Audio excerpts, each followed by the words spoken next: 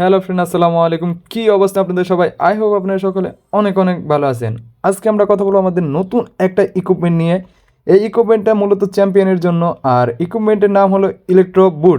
চ্যাম্পিয়নের আগের ইকুইপমেন্ট থেকে কি এই ইকুইপমেন্টটা সবচেয়ে থেকে ভালো তা বলবো আজকের এই ভিডিওতে।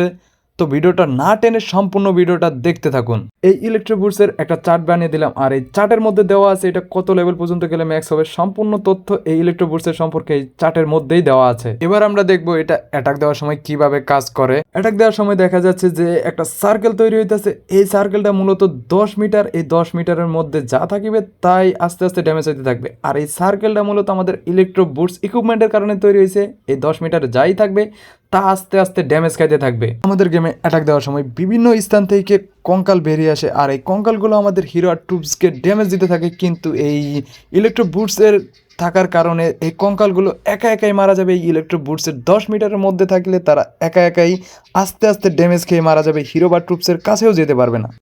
এই ইলেকট্রো বুটস ইকুইপমেন্ট মূলত আমাদের ইলেকট্রো টিটানের মতো করে তৈরি করছে। অ্যাটাক দেওয়ার সময় ইলেকট্রো টিটানের যেরকম 10 মিটার একটা কারেন্টের রেস বাইর হয়, একেবারে সেমভাবে আমাদের ইলেকট্রো বুটস ইকুইপমেন্টেরও 10 মিটার একটা কারেন্টের রেস বাইর হয়। আর এই রেসের মধ্যে যাই থাকে তাই আস্তে আস্তে ড্যামেজ খাইতে থাকে।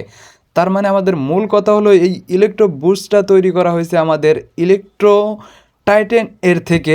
আমাদের চ্যাম্পিয়নের আগের ইকুইপমেন্ট থেকে এই ইকুইপমেন্টটা সবচেয়ে থেকে বেশি ভালো, আর কার্যকারিতা অনেক। আমাদের চ্যাম্পিয়ন আগে শুধু এক ডিফেন্সের ধরতো, কিন্তু এই ইকুইপমেন্ট ব্যবহার করলে ডিফেন্সের পাশে যাই থাকবে তাই আস্তে আস্তে ড্যামেজ খাইতে থাকবে।